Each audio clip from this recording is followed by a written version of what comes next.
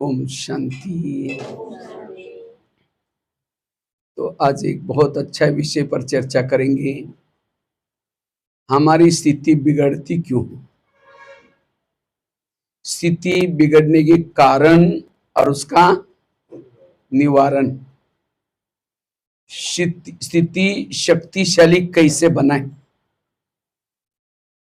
क्यों बिगड़ती स्थिति। वैसे तो कारण तो बहुत है, लेकिन मुख्य एक 4-5 कारण के ऊपर हम अटेंशन देंगे, क्योंकि वर्तमान समय सभी देख रहे हैं। वर्तमान समय हर जगह पर समस्या है, और जहां समस्या है तो हमें अपनी स्थिति को क्या करना है, शक्तिशाली बनाना है। क्योंकि जिनकी स्थिति शक्तिशाली है वो रोने वालों के आंखों के आंसू पोंछ सकेंगे। जिनकी स्थिति शक्तिशाली है उनका भविष्य का पद ऊंचा होगा। जिनकी स्थिति शक्तिशाली है, जिन्होंने स्थिति को शक्तिशाली बनाया, वो असंभव काम क्या करेंगे, संभव कर सकेंगे। जिनकी स्थिति शक्तिशाली है उनका पद ऊंचा होगा, वायुमंडल बना सकेंगे। इसलिए वर्तमान समय अपनी स्थिति को क्या बनाना है, शक्तिशाली। लेकिन हमारी स्थिति क्यों बिगड़ते हैं। स्थिति बिगड़ने का सबसे पहला कारण है देह का भान। जब हम ज्ञान में चलते चलते देह भान में आते हैं, हमारी स्थिति बिगड़ जाती है। क्योंकि देह भान में आने से विकारों की जागृति हो जाती है, और जब विकार आते हैं तो हमारी स्थिति बिगड़ जाती है। विकारों का सरदार, विकारों का मुखिया है देहबान। देहबान आया, काम आया, क्रोध आया, सारे विकार जागृत हो गए। इसलिए मुझे लगता है रोज की मुरली में बाबा रोज कहते हैं बच्चे आत्मा समझो। कल तो ये कहा कि ये मेहनत करो, कौन सी, आत्मा की मेहनत करो, इससे सब कुछ ठीक हो जाएगा। ब्रह्मा कुमारी का सबसे महत्व का फाउंडेशन लेसन है आत्मा का। पहले दिन हमने सुना आत्मा हूं, और लास्ट के दिन जिन्होंने आत्मा की अनुभूति की उसकी पढ़ाई पूरी हो गई। बीच का जो हम ड्रामा का ज्ञान, कर्मों का ज्ञान, जो कुछ सुनते हैं किसी लिए कर सुनते हैं, आत्मा अनुभूति के लिए सुनते हैं। बाबा ने जो 4 सब्जेक्ट रखे किसी लिए रखे, ज्ञान, योग, धारणा और सेवा, किसी लिए रखे, आत्माभिमानी बनने के लिए रखे। कई कहते मैं कभी भी मुरली मिस नहीं करता हूं। अगर आप मुरली मिस नहीं करते, रोज मुरली सुनते, तो आपका भान क्या चाहिए, आत्मा का भान चाहिए। अगर नहीं है सुनने के बाद भी आप मुरली केवल सुनते हैं, उसका स्वरूप नहीं बनते। जो मुरली को सुने हुए मुरली के पॉइंट का स्वरूप बन जाएगा, पॉइंट का स्वरूप बन जाएगा, वो पॉइंट धारण करेंगे, आप ऑटोमेटिकली पॉइंट स्वरूप बन जाएंगे, आत्माभिमानी बनेंगे। कई कहते हैं हम रोज योग लगाते, कभी अमृत वाला मिस नहीं करते, नुमा शाम का योग करते, ट्रैफिक कंट्रोल करते। अगर आप योग करते तो भान क्या चाहिए, आत्मा का भान चाहिए। अगर नहीं है, इसका मतलब आप केवल योग में आपका शरीर बैठता है, मन बुद्धि कहीं भटकती है।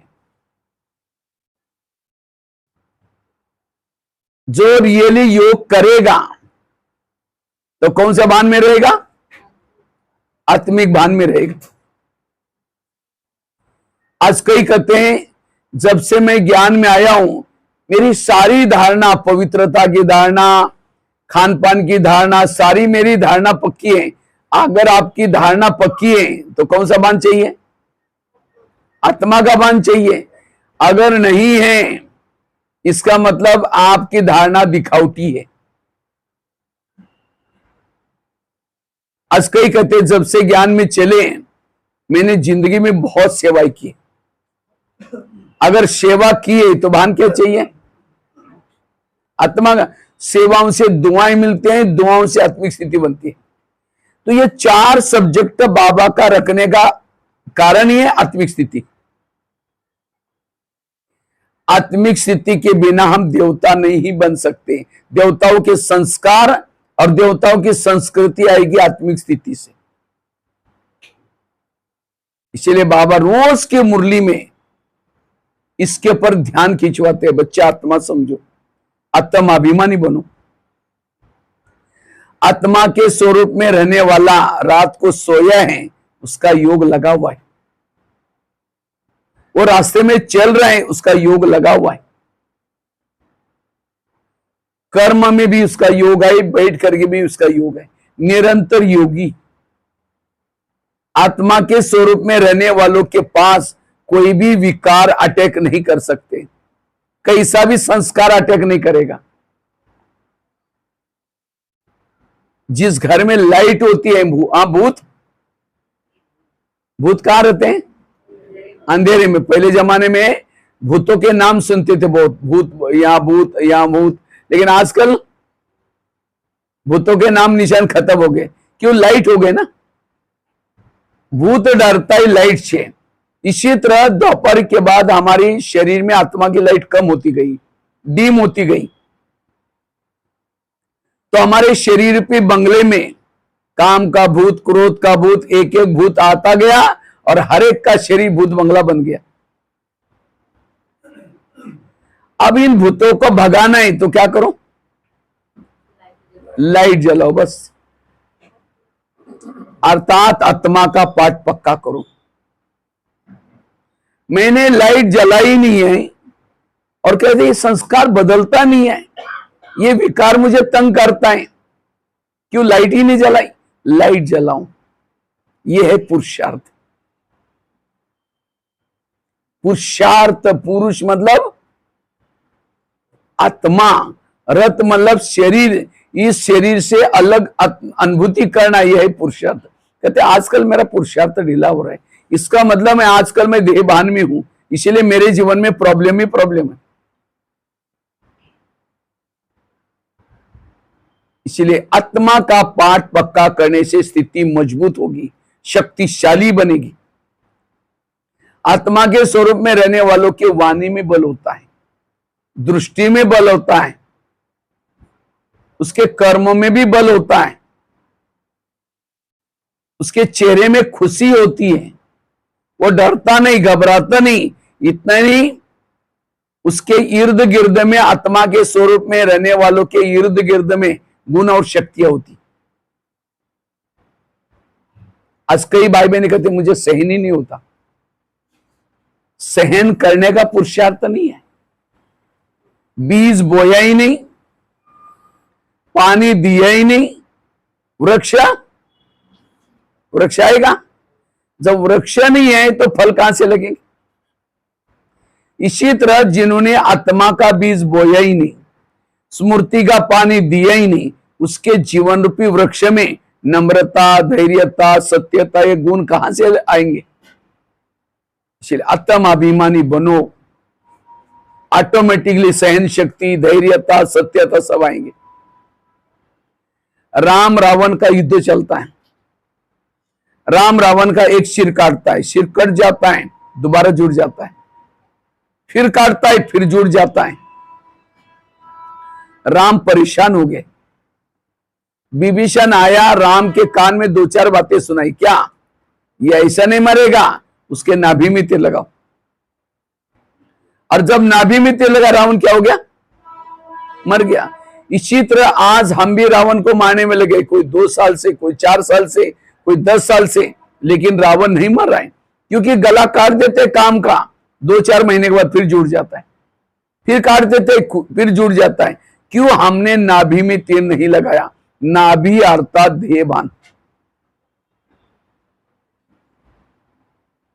आज बाबा ने क्या पुरुषार्थ किया? ब्रह्मा बाबा ने ब्रह्मा बाबा ने 2 पुरुषार्थ किया, केवल 2। कौन सा?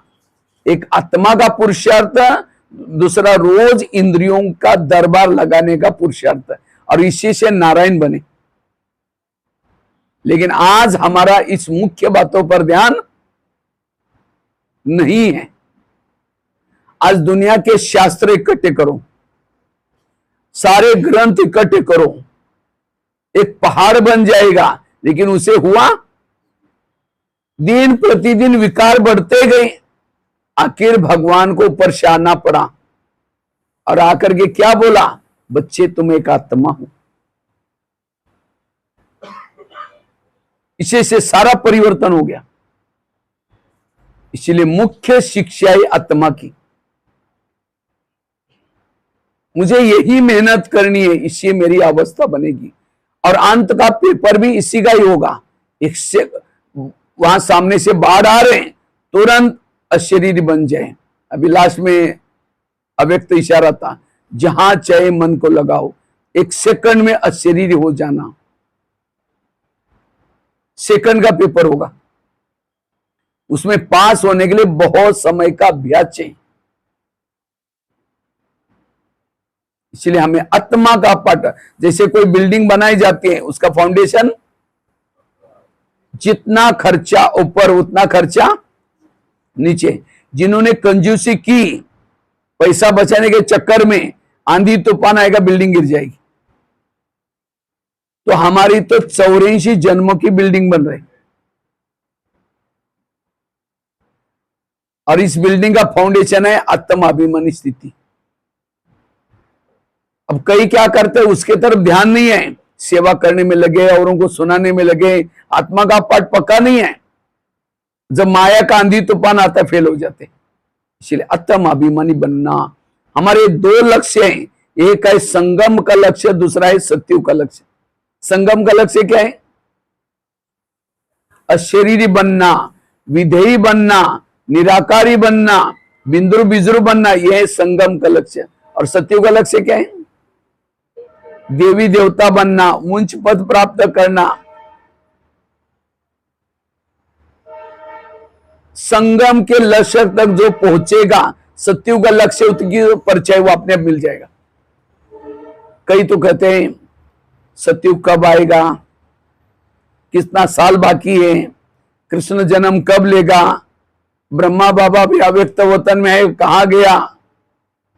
कॉलेज का बच्चा किताब लेकर के सामने बैठा है और कहता है अब कॉलेज पूरा करूंगा, फिर नौकरी करूंगा, गाड़ी भी लूंगा, फिर विदेश घूमने के लिए जाऊंगा, फिर शादी भी करूंगा, ये भी करूंगा। पढ़ाई नहीं पढ़ रहा है और क्या करें, और फेल हो गया उसके सारे प्लान। इसी तरह मैं अशरीरी नहीं बन रहा हूं, विधेयी नहीं बन रहा हूं। सत्युग कब आएगा, कृष्ण कब जन्म ले, वो तो सत्युग आ ही जाएगा, आप उसमें नहीं आ सकेंगे। ये हमारा पढ़ाई का टॉपिक नहीं है। हमारा पढ़ाई का टॉपिक है अशरीरी स्थिति में रहना, विधेयी स्थिति में रहना। अशरीरी स्थिति ब्रह्मास्त्र है। विकार, सीता के सामने रावण आता है, माची जला करके रखती है तीली, रावण उसको टच भी नहीं करता। मेरी भ्रुकुटी में तीली सदा जलती रहे, और इससे आपकी अवस्था शक्तिशाली बन जाएगी। लेकिन ये आत्माभिमानी स्थिति हम बनाए कैसे? आत्माभिमानी बनने के लिए संकल्पों को कम चलाओ। एक शिष्य था, गुरुजी के पास जाता है, कहते गुरुजी मैं बहुत भक्ति करता हूं, दान करता हूं, पुण्य करता हूं, लेकिन मुझे कुछ अनुभव नहीं हो रहा है। तो गुरुजी हंसने लगे, कहते बात तो सही है। 3-4 दिन पहले मैं बगीचे में बैठा था, वहां 5-6 युवा आए थे, युवाओं को प्यास लगी थी। गुरुजी ने कहा सामने कुआं है, वहां बाल्टी है, रस्सा है, पी के चले जाना। तो 5-6 युवा वहां चले गए, उन्होंने बाल्टी को रस्से से बांधा, कुएं में छोड़ा, पानी खींचा, नहीं मिला। दोबारा बाल्टी डाली, फिर खींचा, नहीं मिला। 10 बार बाल्टी डालते रहे, पानी खींचा, नहीं मिला, छोड़ के चले गए। कुआं था, बाल्टी थी, रस्सा था, तो भी प्यासे गए। क्यों? बाल्टी को छेद थी। बाल्टी कैसी थी? वो तो कुएं के पास गए थे, आप कहां हैं? सागर। लेकिन आपके पास बाल्टी भी है, मन है बाल्टी, बुद्धि है रसा, मेहनत भी करते हो, सेंटर पर आते हो, मुरली सुनते हो, अमृतवेला उठते हो, मधुवन में जाते हो, लेकिन अगर मन रूपी बाल्टी को छेद है, व्यर्थ सोचते हैं, आत्मा अनुभूति परमात्मा अनुभूति नहीं होगी। एक भाई ने मुझे क्वेश्चन पूछा, कहता है भाई साहब अगर कोई बर्फ के पास जाएगा तो क्या अनुभव होगा? ठंडा, उसके लिए कमेंट करने की जरूरत है? ओहो कितना ठंडा है, वो मजा आ रही। अब बच्चा आए, कोई बूढ़ा आए, जवान आए, हर एक को बर्फ के पास ठंडा अनुभव होगा। अगर कोई आग जली है, अंगार, उसके पास जाएगा तो क्या हो जाएगा? गर्मी का अनुभव होगा। उसके लिए भी कमेंट की जरूरत नहीं। सर्वशक्तिवान परमात्मा कहीं बैठा है, उसके पास कोई जाएगा तो क्या अनुभव होगा? शक्ति का, शांति का। लेकिन कहता है मैं माउंट आबू में गया था, डायमंड हॉल में बाबा का उत्तरण हुआ था, सर्वशक्तिवान, शांति का सागर, शक्ति का सागर। और कहता है मैं बहनों को बोल करके नजदीक जगह लिया था, सोफे के पास ही। 4 घंटा में बैठा, गुलजार तन में बाबा आया था, लेकिन मुझे ना शांति ना मुझे शक्ति का अनुभव हुआ। ऐसा कैसे हुआ? तो मैंने एक छोटा सा एग्जांपल दिया उसको।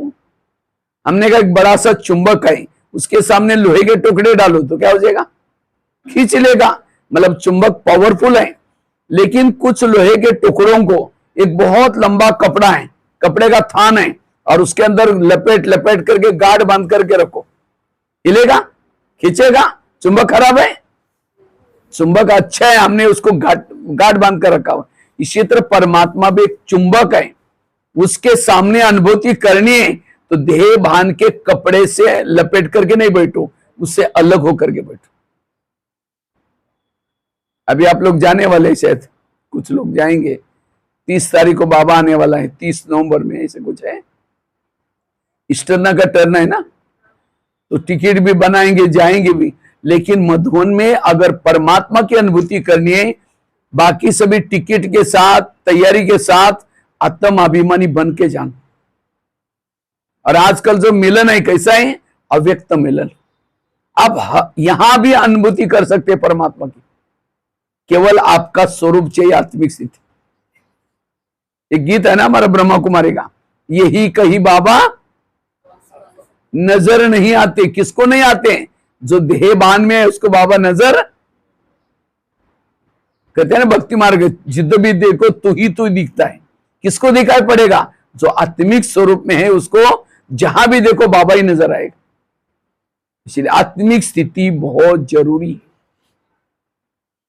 और उसके लिए संकल्प कम चलाना, पवित्रता की धारणा, 7 स्वरूपों का अभ्यास, मैं तो उसके विस्तार में नहीं जाऊंगा। साथ में विधि पूर्वक योग लगाना, सोमानों के अभ्यास, गाड़ी को गैरेज में लगा करके सोने के लिए ऊपर जाना, ये कुछ करेंगे आत्मिक अनुभूति। बाबा ने पहले लेसन में सुना है, शरीर तुम्हारी क्या है? गाड़ी है, आत्मा उसका क्या है? अब गाड़ी का ड्राइवर सारा दिन गाड़ी को घुमा करके रात को कहां रखता है? गैरेज में। और सोता कहां है? गाड़ी में सोता है। सोने के लिए ऊपर जाता है। जैसे आजकल बड़े शहरों में, जैसे इधर भी नीचे देखा मैंने, पिलर उठाया और नीचे क्या रखा है? गाड़ियां रखे। रहने वाले कहां रहते हैं? ऊपर। इसी तरह ये 3 लोग हैं, नीचे सृष्टि है, पार्किंग प्लेस, शरीर रूपी गाड़ियां रखने का स्थान, और ड्राइवरों का ऊपर। एक तो दादा के पास सो जाओ या फिर बाबा के पास, तीसरे मंजिल में जाओ या दूसरे मंजिल में जाओ। लेकिन हम क्या करते हैं? गाड़ी को तो सारा दिन घुमाते हैं, रात को उसको लगाते हैं, गाड़ी में सो जाते। कैसे सोएंगे? बिस्तर डाल देंगे, बाबा गुड नाइट, आज तो बहुत थक गए, घर में मेहमान आए थे, दिन में रेस्ट नहीं किया, अभी मुझे इतनी नींद आ रही, अमृतवेला जरूर जगा देना, फिर सवेरे उठना है, बर्तन मांजना है, ये करना है, वो करना है, इसने ऐसा बोला वैसा बोला करके सो गए। और इसीलिए सारा दिन हमें शरीर की अलग अनुभूति नहीं होती। जैसा गाड़ी का ड्राइवर गाड़ी को लगाता है, उसके बाद क्या करता है? लॉक करता है, लॉक करके क्या करता है, कवर ढकता है और गाड़ी को नमस्ते भी करता है। क्यों? उसे रोजी रोटी उसको मिल रही। तो हमें भी अपने शरीर को बेड रूपी गैरेज में लगाना है, बेडशीट कंबल डालना है और गाड़ी को नमस्ते करो। क्योंकि 84, वैसे तो गाड़ियां तो हर जन्म में मिली, लेकिन ये जो गाड़ी है संगम युग की, ये गाड़ी हमें 84 जन्म की कमाई करने का साधन है। भले बुजुर्ग है, काली है, कैसी भी है, लेकिन हर एक की गाड़ी संगम युग की महत्व की है। इसलिए गाड़ी को नमस्ते करो। और गैरेज के पास ही उसका नाइट ड्रेस भी होता है। कई ड्राइवर वो ड्रेस पहन करके चले जाते हैं, लिफ्ट से जाते हैं या फिर सीढ़ी से जाते हैं ऊपर। इसी तरह हमें भी क्या करना है, ये चमड़ी वाला ड्रेस तो उतार दिया, फरिश्ता का ड्रेस पहन लो और उसके बाद फिर क्या करो, लिफ्ट से या सीढ़ी से ऊपर जाओ, अव्यक्त वतन की बेल बजाओ, ब्रह्मा माँ ने दरवाजा खोला और जाकर के जैसा ड्राइवर कहता है कि आज मैं मरते मरते बच गया, आज बहुत अच्छी कमाई होगी, आज ऐसा हुआ वो हुआ, सब परिवार में बता करके खाना करके सो जाता है। तो हमें भी बाबा को सुनाना है, बाबा आज बच्चा मोबाइल देख रहा था तो इसलिए मुझे कंट्रोल नहीं, हमें थप्पड़ मार दी, मैंने गाड़ी का क्या हो गया, वो गाड़ी और हम गाड़ी। कई संकल्प से एक्सीडेंट होता है, कभी दृष्टि से भी होता है, कभी हाथ पांव से भी होता है। अगर कुछ गलती की बाबा को सुना करके, क्योंकि गाड़ी का मालिक वो है, हम केवल ड्राइवर है। तो सुनाना है सच सच, या कमाई अच्छी की, आज योग अच्छा किया, स्थिति अच्छी होगी, किसी को सुनाया, सुना करके बाबा से दृष्टि लो। जैसे ड्राइवर क्या करता है, खाना खाता है, खाना हमारा भोजन के बाबा की ताकत, और तकिया पर सिर नहीं रखा, ब्रह्मा बाबा की गोदी में से रखा। जैसे बच्चा अगर गोदी में सोता है तो मम्मी क्या करते, सवेरे उठेंगी, पहले बच्चे को जगाएगी, उठो बेटा मुझे काम करना है। अगर बच्चे का सिर नीचे है तो क्या करेगी, फिर सारा काम करके कहेंगे बेटा उठो, अब 7 बज गया, 6 बज गया। तो इसी तरह हमें भी रात को सोते समय क्या करना है, बाबा के ये वर्तमान समय बहुत जरूरी है। क्योंकि दुनिया में जितने भी कुछ एक्सीडेंट हुए, कुछ भी हुआ, रात को समय होते हैं। अगर आप बाबा की गोदी में सोए हैं, अंतमति सुगति। अगर आप नीचे सोए हैं और जब आपका मन बुद्धि कॉन्शियस नीचे है, आपको स्वप्न आते हैं, गलत स्वप्न आते हैं, विकारी स्वप्न आते हैं, और उस समय कुछ भूकंप हो गया, शरीर छूटा, तो अंतिम समय आपकी गति क्या होगी। इसलिए अगर कुछ होने वाला है तो बाबा आपको पहले टचिंग कराएगा।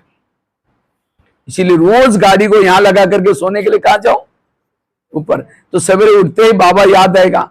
अब जिन्होंने बर्तन के याद में सोएगा, उठते ही बर्तन याद आएगा उसको। फिर कहते हैं ना, सवेरे सवेरे तुमने किसका मुंह देखा था।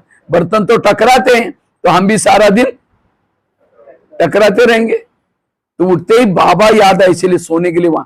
फिर नीचे आएंगे तो क्या याद आएगा, मैं ऊपर से आई हूं, मुझे ऊपर जाना है। और गाड़ी यहां से सीधा 300 क्या नहीं लेके जाते, बीच बीच में क्या करते हैं बीच बीच में उसको खड़ा करेंगे। अगर उस हाईवे पर उस ड्राइवर का घर है तो घर में जाएगा, अगर घर नहीं तो क्या करता है, होटल में जाएगा, वो भी नहीं तो ढाबा तो होता है। नहीं तो पीछे वाले बैठे वाले पैसेंजर गाली देंगे, ड्राइवर है क्या, क्या खुद भी नहीं रुकता और दूसरों को भी खाने नहीं देता। इसीलिए नियम बने हैं। इसी तरह हमें भी एक बार परम धाम से आए, सारा दिन कर्मों में बिजी नहीं रहो, नहीं तो कर्मेंद्र गाली देना शुरू करेंगे। बीच बीच में रोको, परम धाम जाके आओ घर में, जिसको बाबा कहते हैं ट्रैफिक कंट्रोल। अगर परम धाम याद नहीं आता तो कम से कम होटल में तो जाओ, यहां से मधुवन के वातावरण में जाओ। अगर वो भी याद नहीं आता तो ढाबा तो ये सेंटर। मन बुद्धि से क्या करो, बाबा के कमरे में आकर के 2 मिनट योग करके जाओ, उससे आपको ताकत मिलेगी। और जब गाड़ियां क्रॉस होती है तो ड्राइवर से बात करता है, कैसे करता है, खिड़की से देखते हुए, ऐसा नहीं कि ट्रक को देखते बात करता है।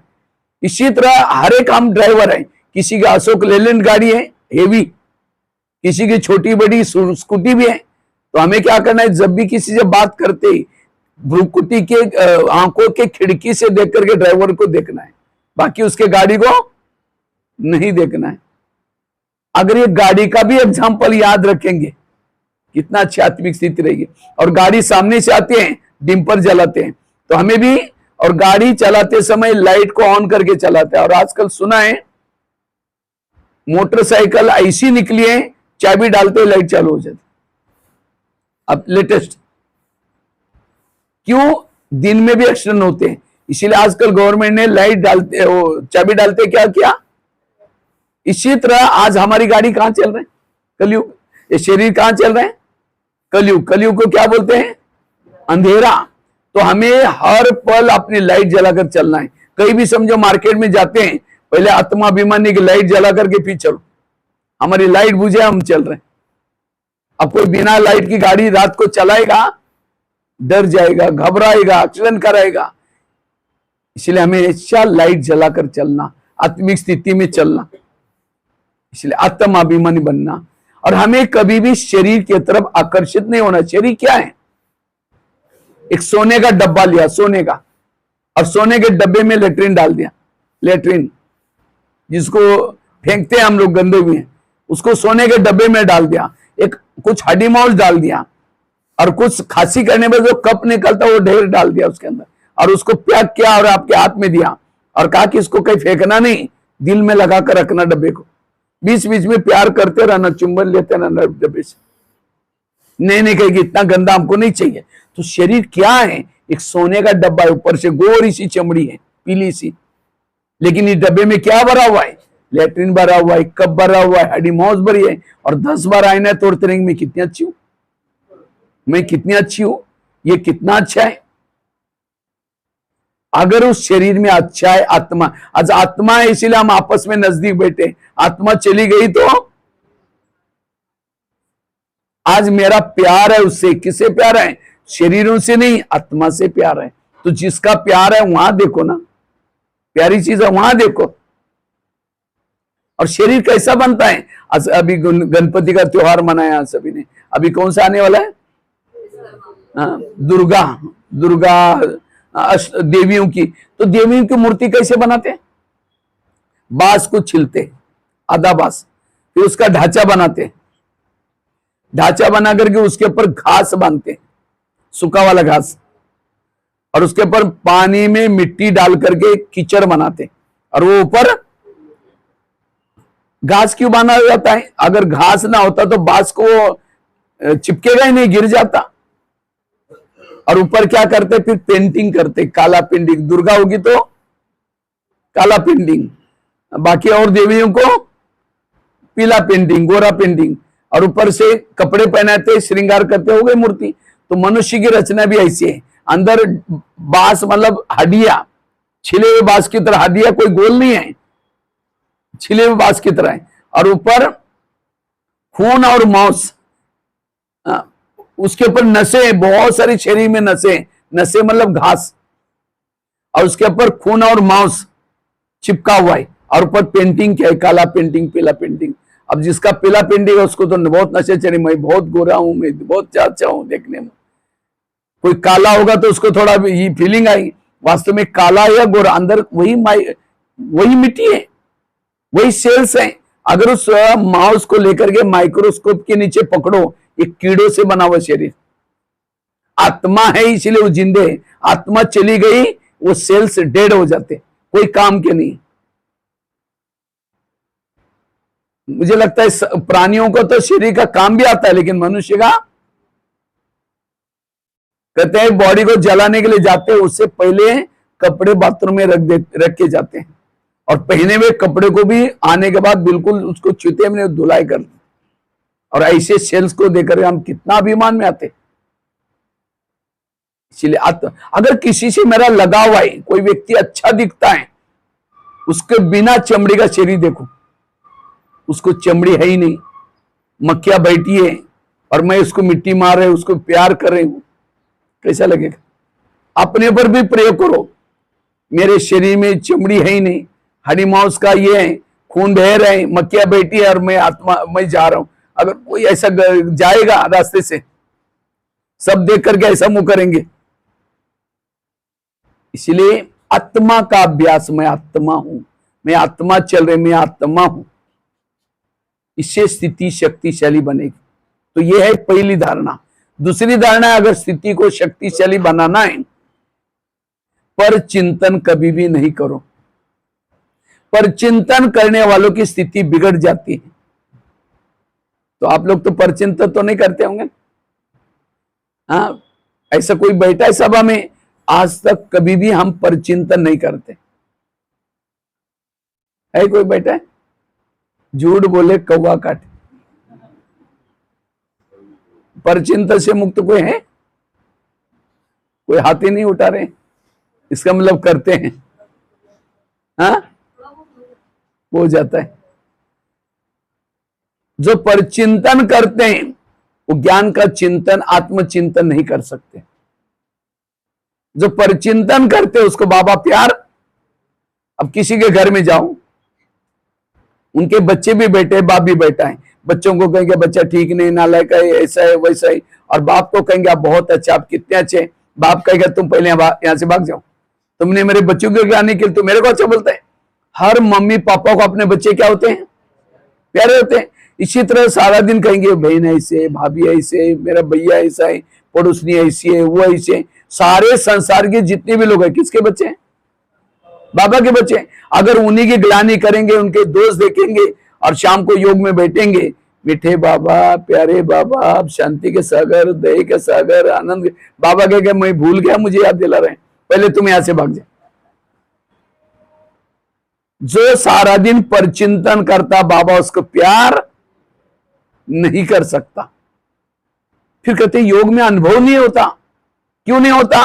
क्योंकि हमने दोष देखे। इसलिए बाबा कई बार मुरली में एक लाइन आती है, बच्चे झगमुई झगमुई नहीं करो, बच्चे परचिंतन। और वैसे तो भाई लोग तो करते हैं, लेकिन माता ही ज्यादा करती, क्योंकि माताओं में सहन शक्ति ज्यादा है कम है? बताओ, अनुभव से ज्यादा है। माताओं में सहन शक्ति है। अब पति ने कुछ बोला, टक करके वापिस थोड़ी थप्पड़ मारेंगे, चुप तो बैठेगी। सास ने कुछ बोला, थोड़ी टक करके मैं ये करेंगे। लेकिन जैसा पति ऑफिस में चला गया, पड़ोसने के बाद जगह धीरे से जाएगी, पानी लेने के बहाने या माचिस लेने के बहाने जाएगी, फिर पूछेगी खाना खाया? तो वो कहेगी अरे क्या खाओ, मेरे पति ने आज बड़ा घमासान किया। वो कहेगी मेरा भी कोई कम है क्या? यही तो मैं सुनाने के लिए आई हूं। वो अपने घर की सुना रहे, सास भी ऐसे, वो भी कुछ नहीं बोलती, बेटा भी ऐसा है, वो भी ऐसा है। ये अपने घर की, वो अपने घर की सुना रहे। इसको कहते हैं परचिंतन। वो जाते जाते कहेगी मैं कभी कभी धमकाती हूं, तुम भी कम नहीं करना, न तो सिर पर बैठेगा, अभी से कंट्रोल में रख, न तो सिर पर बैठा। वो बातें सुन के आई तो सारा दिन वही चिंतन चलता है। शाम को आएगा, धमकाऊंगी, मैं भी कोई कम हूं क्या? मैं भी तो उसके अर्धांगिनी, मैं भी तो काम करती हूँ, मैं थोड़ी बैठी रहती हूँ। ये चिंतन चलते चलते नफरत आते, घृणा आते। जब शाम को आता है पानी मांगता है, कैसे देंगे? ले तेरे बात नहीं। झगड़ा करता है और फिर पानी भी मांगता है। फिर खाना भी गुस्से से बनाएंगे, वो घर में खाएंगे, शांति मिलेगी? फिर शांति के लिए कहां जाता हूं? दोस्तों के पास। दोस्त कहता है चलो आज फिल्म देखते हैं, शराब पीते हैं। फिर कुछ समय के बाद वो माता क्या बोलते हैं, मेरा पति बिगड़ गया। किसने बिगड़ा? मैंने परचिंतन किया, गुस्से से खाना बनाया और इसलिए वो बिगड़ गया। इसलिए कहते हैं नारी जागी संसार जागा, नारी सोई सारा संसार सोया। इसलिए आज से हमें परचिंतन। वैसे तो अभी नवरात्रि आने वाली, नवरात्रि ने देवियों ने क्या किया? राक्षसों का वध किया।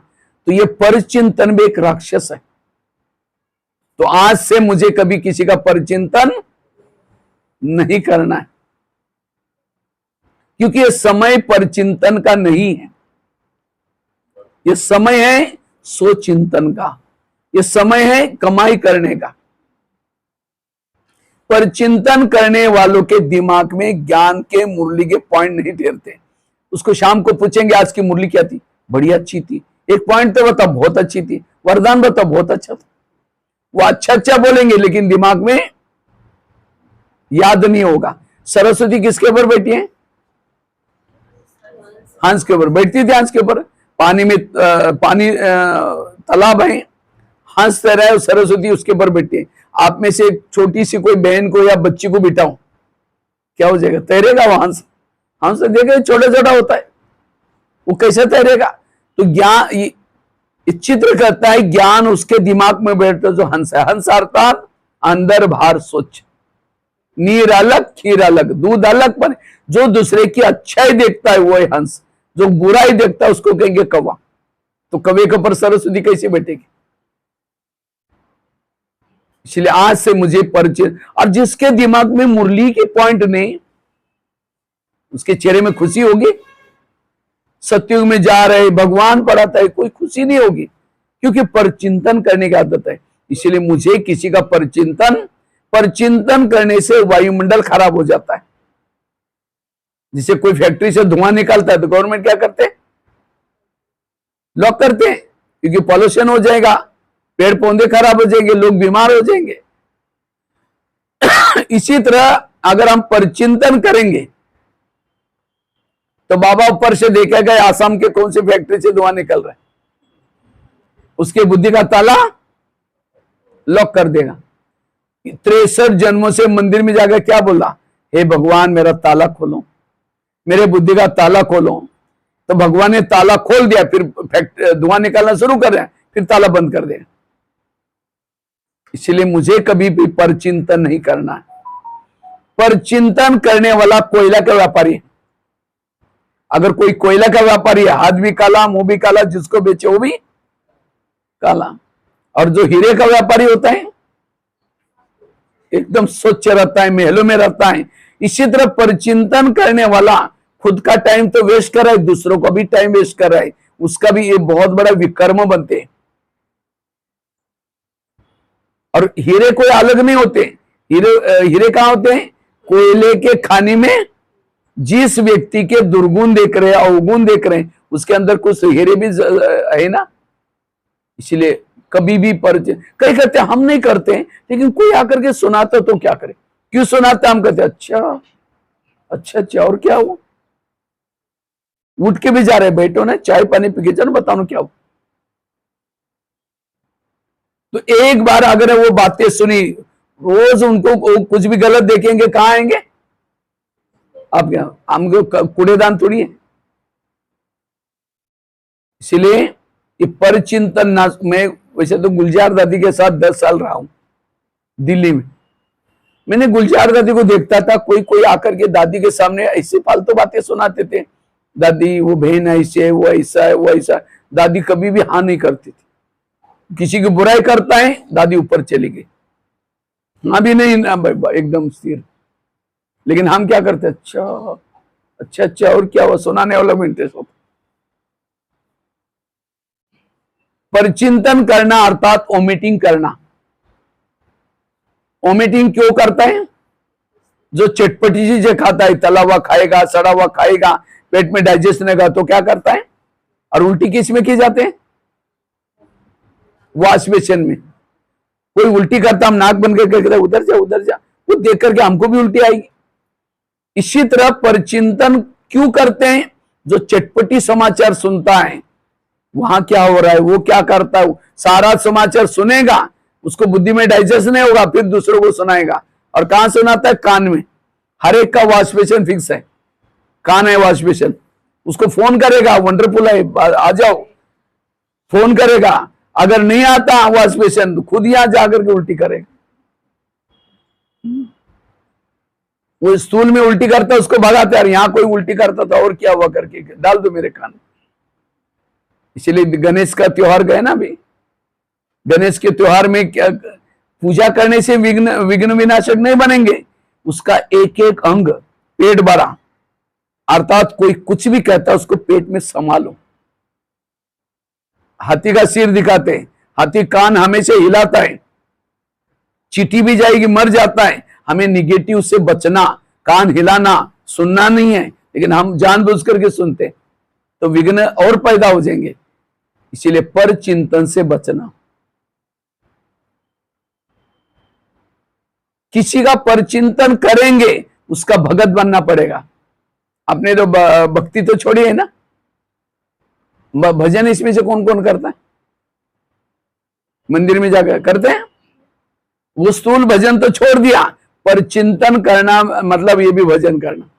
भजन में क्या होता है, 2-4 जन इकट्ठे होते हैं। एक जन क्या करता है, देवी के महिमा गाता है, दूसरा क्या करता है, पीछे जो ढोलक बजाता है, तीसरा क्या करता है, झांझ बजाता है, एक मदारा बजाता है, और 10-12 लोग बैठे रहते हैं, सुनते रहते हैं। उसको क्या बोलते हैं,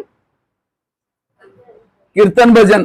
तो परचिंतन में भी 2-4 जन इकट्ठे होंगे, एक कहेगा वो है इससे, दूसरा कहेगा हाँ मेरे साथ भी ऐसा किया, तीसरा कहेगा हाँ ऐसा ही चलता रहता है।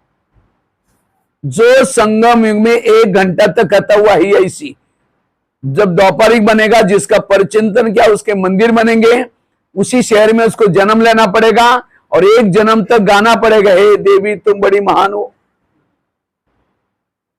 1 जन्म तक, यहां 1 घंटा बोला, वहां बुराई की, वहां महिमा गानी पड़ेगी। और जिसने कुछ नहीं बोला लेकिन हाँ जी क्या, वो पीछे से ढोलक बजाता रहेगा, बीच बीच हाँ कर दिया, उसको ताल बजाना पड़ेगा। और जिन्होंने कुछ बोला नहीं था, सुना था, भावना बिगाड़ दी थी, वो भजन सुनकर के भावना अच्छा बनाएंगे। तो कितना बड़ा घाटा हो जाएगा। अगर मैं किसी का परचिंतन करूंगी तो मुझे क्या बनना पड़ेगा, आप परचिंतन करते हैं तो लास्ट के जन्म में भी आप देवी के भगत होंगे। जिन्होंने शिव के भगत है वो कभी परचिंतन नहीं करेंगे। शिव के भगत भले आपस में मिलो, लेकिन आज बाबा ने मुरली में ऐसा कहा, आज ये मुरली थी, ये चिंतन करो, वो शिव के भगत बनेंगे। इसलिए परचिंतन से बचना। एक शिष्य था, भगवान के पास जाता है, कहता है भगवान मैं बहुत आगे बढ़ना चाहता हूं, मैं अपनी उन्नति करना चाहता हूं। भगवान ने कहा ठीक है, मैं तुम्हें उसके लिए वरदान देता हूं, साथ में 2 थैले देता हूं। एक थैले को तुम कहां रखना, पीठ के पीछे, दूसरे थैले को आगे रखना। और भगवान ने कहा जो पीठ के पीछे थैला है, तुम्हारे आस पास पड़ोस में जो भी लोग रहते हैं, उस सभी के अंदर जो दोष है, बुराई है, उसकी चिटकी बना के डाले। और आगे वाले थैले में तुम्हारी खुद की बुराई की चिटकी डालिए। पीछे वाले थैले को बांध करके पीछे रखना और आगे वाले थैले को खुला रखना। बीच बीच टाइम है तो उसको हाथ डाल के देखना मेरे अंदर क्या बुराई है, उसको परिवर्तन करना, तुम्हें सुख शांति सब मिलेगी, जाओ। लेकिन थैले का ध्यान रखना। कहता है भगवान मैं ऐसे करूंगा जैसे आपने कहा, मुझे सुख चाहिए। चला गया। कुछ साल के बाद वो भगत क्या करता है, पीछे का थैला आगे किया, माना दूसरे की बुराई को आगे किया, खोल दिया, हाथ डाल के देखता, अच्छा ये ऐसा ही, वो ऐसा ही। चिंतन करता है, दूसरों को भी बुला करके बोलता है भाई उसे सावधान रहना, वो ऐसा है, वो ऐसा है, वो ऐसा है। और अपनी बुराई वो कहां रखा, पीछे बांध करके। दुखी हो गया, परेशान हो गया, फिर भगवान के पास आता है, कहता है भगवान मुझे सुख मिला ही नहीं। भगवान ने कहा अच्छा तुमको जो मैंने थैले दिए उसको कहां रखा, कहते भगवान आगे पीछे हुआ था। भगवान ने कहा यही तुम्हारे दुखों का कारण है। ये कहानी किसी और की नहीं, किसके है। हम भी आते हैं तो बाबा हमें वरदान देता, बाबा हमको सुख चाहिए, शांति चाहिए, आगे बढ़ना चाहता हूं। बाबा कहता है ठीक है बच्चे, लेकिन साथ में 2 थैले देता है, दूसरे की बुराई को पीछे और अपनी बुराई को पीछे। किसने तो दिखाई तो नहीं पड़ती ना, माना किसी के भी दोष को। और क्यों नहीं देखना, क्योंकि दुनिया एक नाटक है, ड्रामा है। जैसे नाटक में डायरेक्टर क्या करता है, सबको स्क्रिप्ट देता है, किसी को शराबी की स्क्रिप्ट है, किसी को गाली देने की स्क्रिप्ट है। अब जैसा जिनकी स्क्रिप्ट है, जिसको गाली मिलने वाले हैं वो जाकर के उस एक्टर को मिलता है, ये गाली वाला ना तुम बोलना नहीं है उस समय, मुझे बड़ा बुरा लगता है। वो क्या कि मैं क्या करूं, डायरेक्टर मेरे को निकाल देगा ऐसे।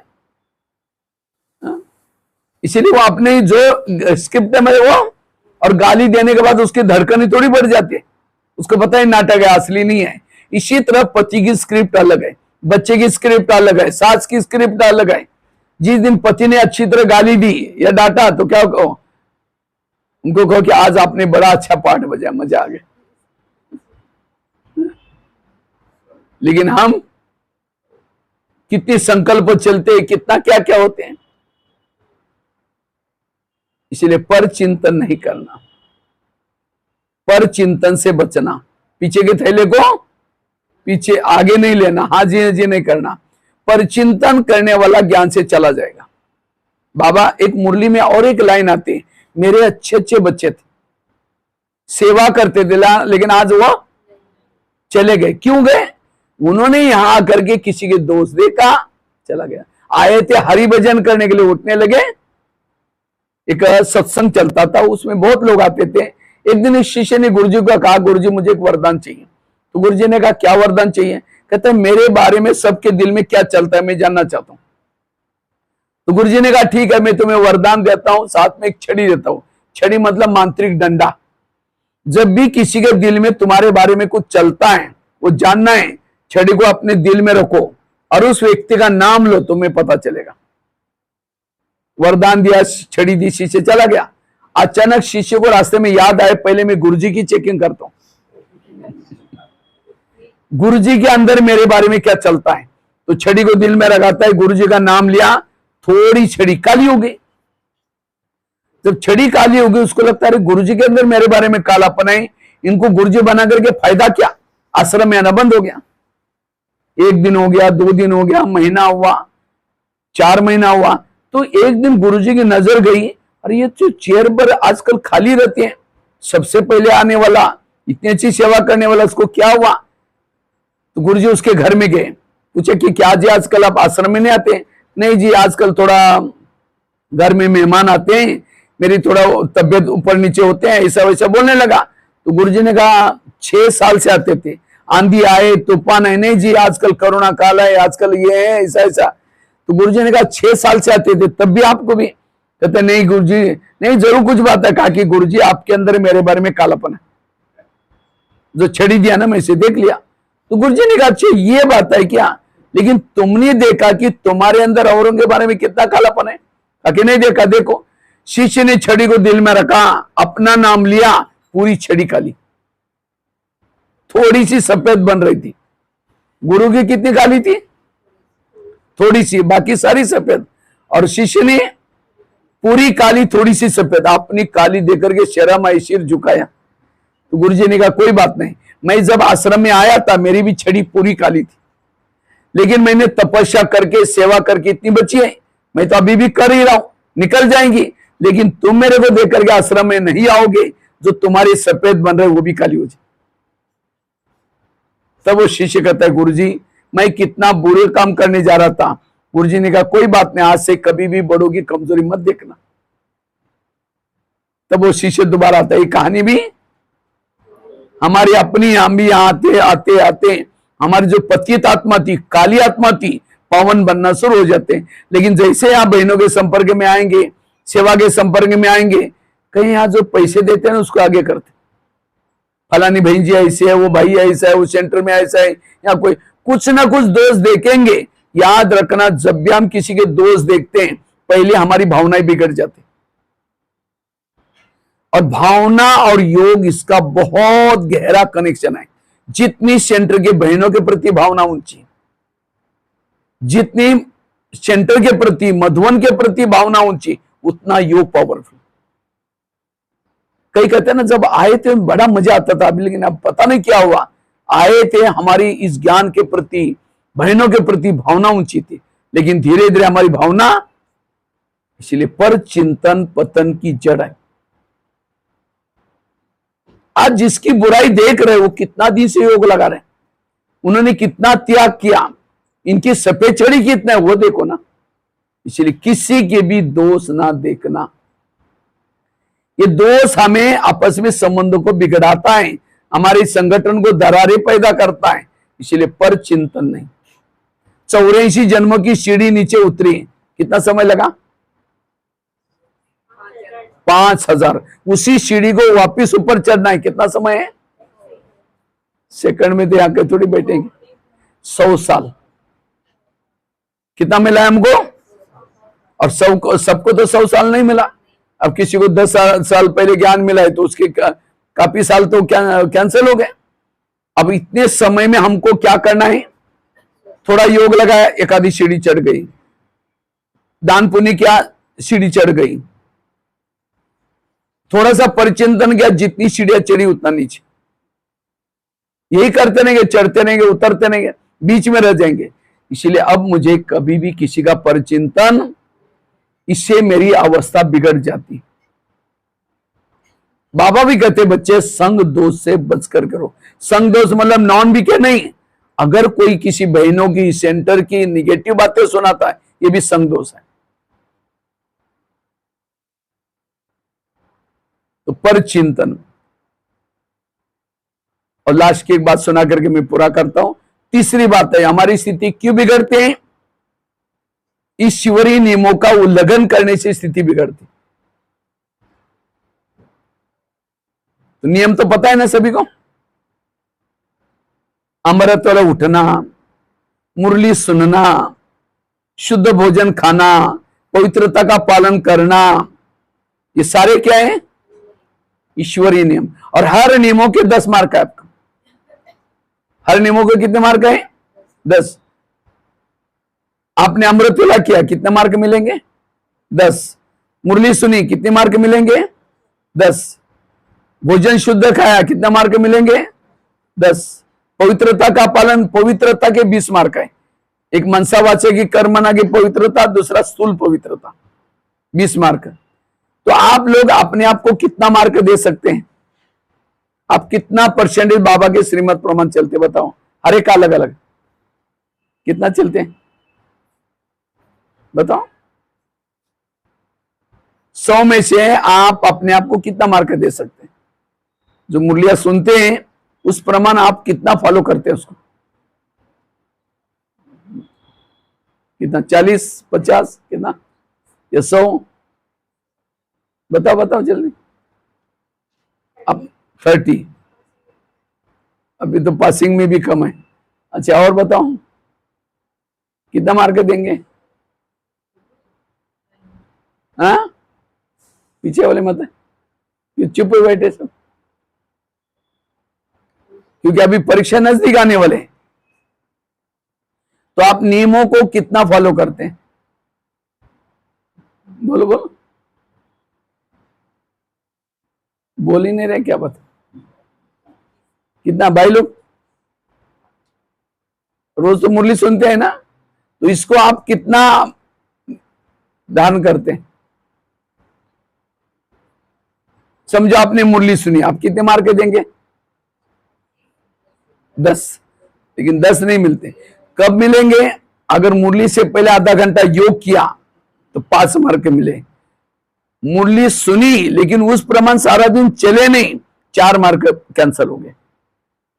केवल सुना, उसका 1 ही मार्क, वो भी सुनने का 1 मार्क भी कैसा? अगर क्लास में अगर सुना, 1 पूरा मार्क मिला।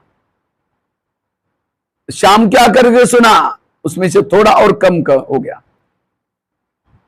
ऑनलाइन में सुना और ही कम हो गया। इतनी गहराई है ज्ञान की, और इसी के आधार से नंबर निकलते। समझो आपने अमृत वाला किया, आप कितने मार्क देंगे? 10। लेकिन कब 10 मिलेंगे?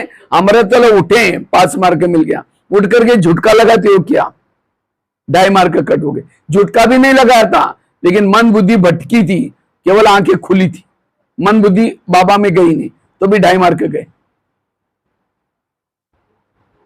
बैच ने पहन के आए थे, मार्क गया। यूनिफॉर्म में नहीं आए, मार्क गया। भोजन बाबा के याद में नहीं बनाया, समझो याद में बाहर का नहीं खाया, घर का बना के खाया, लेकिन बाबा की याद में नहीं खाया। जैसे कोई माँ, बच्चे भी बैठा है साथ में, बच्चों को एक गिट्टी खिलाए और फिर बाद में खुद ही खा रहे हैं। बच्चा देखता है अभी खिलाएगी बाद में खिलाएगी, वो खुद ही खा रहे हैं। इसी तरह हम क्या करते हैं, बाबा के याद में शुरू में बाबा को बुलाते हैं और एक गिट्टी खिलाते हैं, बाकी सारा खुद ही खा लेते हैं। वो बाबा तो देखता रहता है अभी खिलाएगा बाद में खिलाए, बाद में तो कहां गुम हो गए पता ही नहीं चला। सामने बाबा बैठा, उसको भी मैं एक गिट्टी खाऊं, एक उसको होगा, उसको धन्यवाद दो, आपने दिया है, कितना अच्छा बनाया। एक एक गिट्टी, तब उसके भोजन के मार्ग मिल गए। इसीलिए ज्ञान बड़ा सूक्ष्म है, इसको कहते हैं संपूर्ण पवित्रता। लेकिन हम नियमों का उल्लंघन क्यों करते हैं? क्यों करते हैं? लोक लाज जाते हैं। यहां फिर भी लोक लाज कम है। मैं तो राजस्थान में रहता हूं, राजस्थान में जब क्लास में जाता हूं, माता घूंघट लेकर बैठी, दृष्टि लेना है, घूंघट ऐसा खोल के ऐसे ऐसे करके। अभी कुछ साल पहले राजस्थान की बहुत सारी माताएं मधुबन में बाबा मिलन में आई थी। तो उस समय 15-20 साल पहले की बात है। मैं मुरली टेलीफोन एक्सचेंज में गया था कुछ फोन करने के लिए। तो एक माता सामने फोन कर रही थी, जब उसका फोन लगा, फटाफट घूंघट लेकर के अंदर से बात कर रही थी। मैंने कहा माता जी आज आप घूंघट से बात क्यों कर रहे हैं? कहते ससुर जी भी बात करें ना। मैंने कहा ससुर जी कहाँ रहते? कहते जयपुर में। कहाँ बड़ौदा और कहाँ जयपुर, 500 किलोमीटर। मैंने कहा ससुर जी ने वहां देखा तो नहीं, लेकिन मुझे बहुत अच्छा लगा कि देखो ससुर जी के लिए रिस्पेक्ट है, बड़ों के लिए रिस्पेक्ट के लिए क्या करते हैं। लेकिन ससुर जी का ससुर जी कौन है? शिव बाबा, उसका इतना ही रिस्पेक्ट है। अगर अमृत वाला नहीं उठेंगे ससुर जी क्या बोलेंगे? अगर ब्याज नहीं पहन के जाएंगे ससुर जी क्या बोलेंगे? यूनिफॉर्म में वो ससुर जी को कोई लग लगा, एक जन्म के ससुर जी है। इसीलिए लो क्लास करनी है तो किसकी करो? बाबा की। इसलिए नियमों प्रमाण चलना। जैसे कोई भी माँ बच्चों को प्यार करते हैं, कब करते हैं? जब बच्चा माँ का कहना मानता है, सवेरे जल्दी उठाएगी, अच्छे कपड़े पहनाएंगी और कई डायरेक्शन देते हैं, देखो बेटा कपड़े के अंदर नहीं करना, पढ़ना, लड़ना नहीं, झगड़ना। बच्चा जाता है, लड़ता है, झगड़ा करके आता है और शाम को मम्मी मम्मी करता है, मम्मी किचन से देखेगी, मैंने जो उसको कहा किया नहीं कर रहे, तुम चिल्लाते मैं यही ठीक हो, जाएगी 2 थप्पड़ लगा देगी। इसी तरह बाबा भी हमारी माँ है, कितनी सारी डायरेक्शन देते हैं और हम बाहर जाकर के भूल जाते हैं और शाम को आएंगे मम्मी में, जैसे बच्चा मम्मी मम्मी बोलता है, हम भी बाबा बाबा बोलते हैं। मम्मी किचन से देखती है खिड़की से, तो बाबा भी परमधाम के खिड़की से देखता है, मैंने जो उसको कहा था किया नहीं किया, तुम चिल्लाते मैं यही ठीक। योग लगाने के लिए कोई लाल लाइट की जरूरत नहीं, कोई गीत की जरूरत नहीं। अगर सारा दिन बाबा ने जो आपने किया है वो करके आए हैं, शाम को बाबा को, बाबा सामने से आपको बहुत प्यार करेगा। अगर प्यार नहीं मिल रहा है तो मेरे से गलती हुई। इसलिए श्रीमत का पालन। सीता कमजोर क्यों हो गई? उसने क्या किया? श्रीमत में मनमत मिक्स किया। ये साधु है, अगर इसको भिक्षा नहीं देंगे तो नाराज हो जाएगा। तो हम भी क्या करते, अरे इनके पास गए, कई सालों के बाद आए, अगर इनका खाना नहीं खाएंगे नाराज हो जाएंगे। श्रीमत में हम क्या मिलाते हैं? मनमत। इसलिए श्रीमत, कभी कभी हम श्रीमत को भी उल्टा कर लेते हैं। समझो कोई पति पत्नी ज्ञान में चल रहे हैं, पत्नी पति को क्या बोलते हैं? भाई जी चलो जल्दी क्लास में, मुरली पूरी हो जाएगी। अगर ये कोई पड़ोसी सुनेंगे तो, क्योंकि तो अपने पति को भाई जी बोलते हैं। और कभी जाकर के आप सुनाओ, हम ब्रह्मा कुमारी भी जाते हैं, बहुत अच्छा ज्ञान है, आप भी आओ ना। वो कहे कि हमको टाइम ही नहीं। उनको टाइम में आने की इच्छा है, लेकिन उनको लगता है अगर इनके ज्ञान में चलेंगे, जैसे इन्होंने पति को भाई जी बनाया, हमको भी भाई जी बनाना पड़ेगा। बाबा का भाव ये नहीं है। बाबा का भाव है जैसे भाई और बहन की दृष्टि उड़ती वो बनाओ। कहने में जो भी बोलते बोलो, सास को बहन जी बोलेंगे। इसलिए आज भक्ति कोई गलत नहीं, भक्ति बहुत अच्छी है, लेकिन भक्ति का फायदा के बजाय क्या हो गया?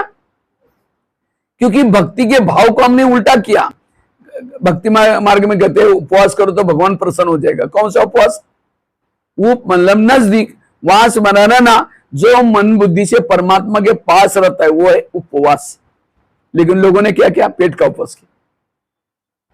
इसलिए कहते हैं ना, भूखे पेट भजन ना गोपाला। बलि चढ़ाओ, कौन सी बलि? मई की बलि चढ़ाओ।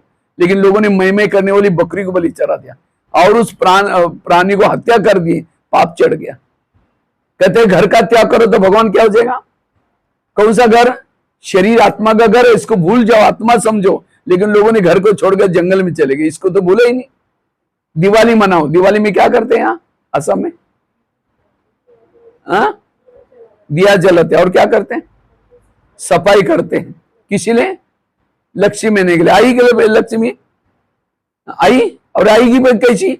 लक्ष्मी का आह्वान है उल्लू। उल्लू को लाइट में दिखता ही नहीं। जिस समय आप दिए जलाएंगे तो उल्लू को दिखाई नहीं पड़ेगा। उल्लू आएगा, फिर फटाके भी बजाते बड़े बड़े, फटाके बजाएंगे तो उल्लू घबरा करके और कहीं चला जाएगा। और दिवाली होते हैं अमावस्या के दिन। पूर्वजों ने अमावस्या क्यों चॉइस किया है? क्योंकि अमावस्या में अंधेरा होता है, उल्लू हर घर में बराबर जाएगा। लेकिन आजकल लोगों ने क्या किया? दिए जलाए। इसलिए लक्ष्मी आई तो कौन सा दिया? ये आत्मा का दिया। सफाई कौन सी? मन की सफाई करना, ईर्ष्या करना, नफरत। कहा कुछ? एक भाई ज्ञान में चलता था 6 महीने से। एक बार होटल में गया और समोसा मंगाया 1 किलो। समोसा जानते हैं ना, मैदे को बेल करके आलू भरते हैं। समोसा मंगाया और मैदे का छिलका फेंकता है और मसाला खाता है। तो मैनेजर ने बोला तो मैदा पसंद नहीं करते? कहता पसंद तो करता हूं, लेकिन आजकल मैं ब्रह्मा कुमारी आश्रम में जाता हूं, उन्होंने कहा कि बाहर का नहीं खाना है, इसलिए मैं बाहर का निकल करके अंदर का खा रहा हूं।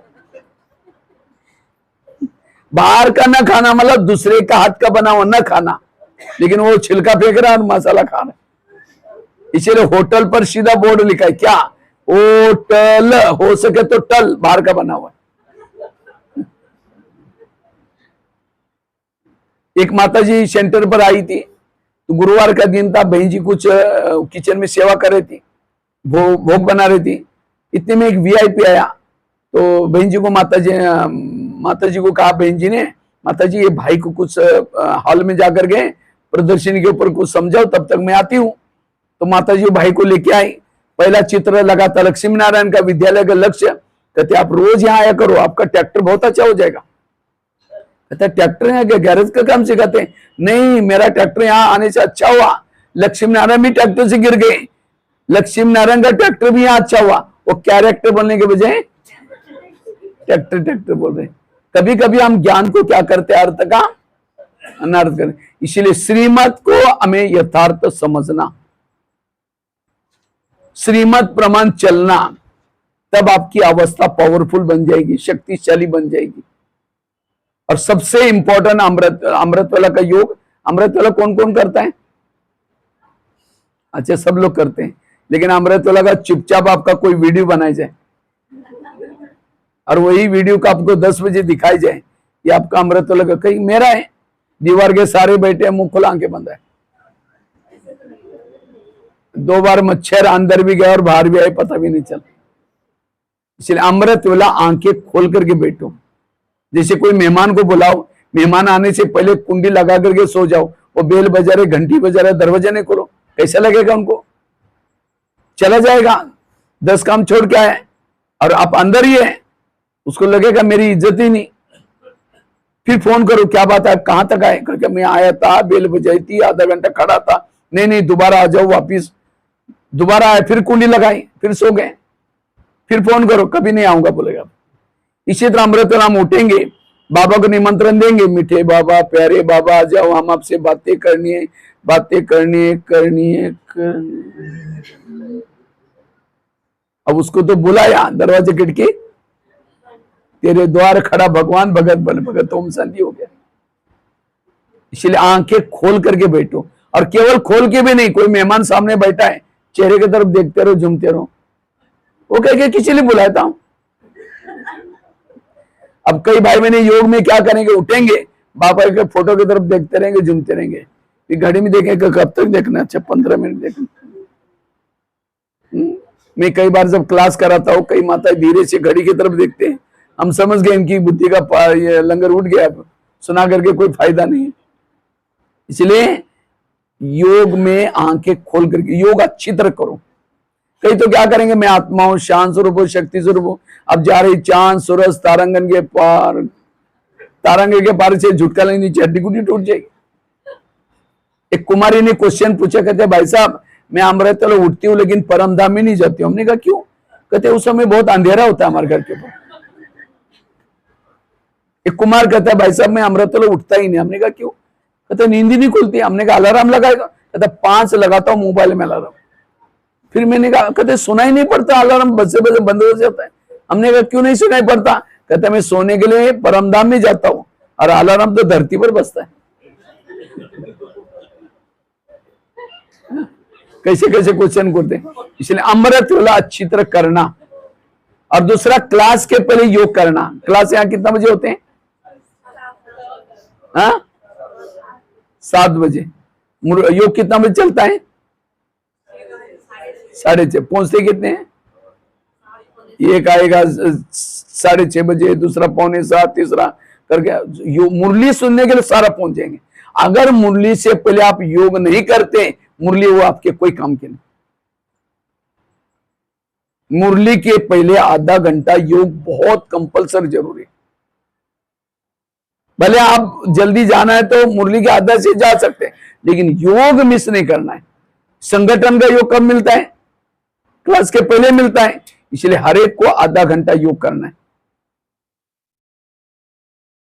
योग करके जैसे खेती में धान बोते हैं तो क्या करते हैं, हल चलाते हैं फिर बाद में बोते हैं, इसी तरह हल चला करके मुरली सुनो। इसलिए कल से क्या करेंगे सभी, आधा घंटा पहले जरूर आना है और एक्टिव होकर के आधा घंटा योग करो, फिर एकाग्रता में मुरली सुनो, आनंद आएगा आपको मुरली में, उसकी अवस्था शक्तिशाली है। और वो भी योग कैसे करते हैं, थोड़ा सा समय मिले भी उस समय भी, समझो कोई माता योग लगाने के लिए आ रहे हैं, आते आते रास्ते में देखा कि बहुत अच्छे सब्जी वाला जा रहे हैं, चलो आज दोपहर को यही सब्जी बनाते हैं, पहले सोचेंगे योग करेंगे, जाते समय लेके जाएंगे, यहाँ करके बैठे, लाल लाइट चल रहा है, गीत बज रहा है, शुरू करके मैं आत्मा हूं शांत स्वरूप हो शक्ति, फिर सोचे झोला तो लाए नहीं, सब्जी कैसे लेके जाऊं, कहेंगे ठीक है उसके पास सब प्लास्टिक का झोला तो होगा ही, मैं आत्मा हूं शांत स्वरूप हो शक्ति, फिर सोचेंगे गैस के ऊपर जो दूध रखा था गर्म करने के लिए बंद किया या कम किया, चलो कोई बुझा देगा, मैं आत्मा हूं शांत स्वरूप हो शक्ति, फिर सोचा घर में तो मेहमान आने वाला था, मैंने सोचा था उसके लिए छोले बनाओ, लेकिन बातों बात तो मैं रात को तो भिगा ही नहीं, चलो छोड़ो कुछ और बना देंगे, मैं आत्मा हूं शांत स्वरूप, लाल लाइट की सफेद लाइट भी, योग का टाइम पूरा हो गया, बैठे योग में, लेकिन योग कहां लग रहा है। इसीलिए योग करते समय अटेंशन से बैठना, और तीसरा रोज की मुरलियां सुनना, ये तीन धारणा भी करेंगे तब आपकी अवस्था अच्छी बनेगी। इसलिए अवस्था अच्छी बनाने के लिए ये तीन श्रीमत का विशेष पालन करना है।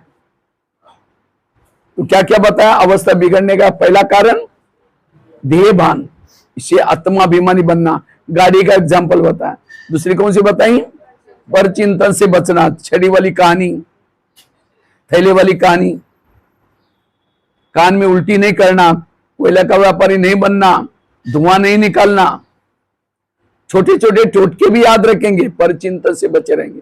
और तीसरी बात बताई श्रीमत का पालन करना, और खास श्रीमत में भी तीन बातें बताई, अमृतवेला, क्लास के पहले योग, और तीसरा मुरली। आजकल कईयों को ऑनलाइन में सुनने की माया लगी है, जो ऑनलाइन में सुनेंगे उनकी पूजा भी ऑनलाइन से हो जाएगी, यहां आकर के पढ़ाई करो। ये तीन चीजों को हमें परफेक्ट करना है, उसकी स्थिति शक्तिशाली। ठीक है, ओम शांति।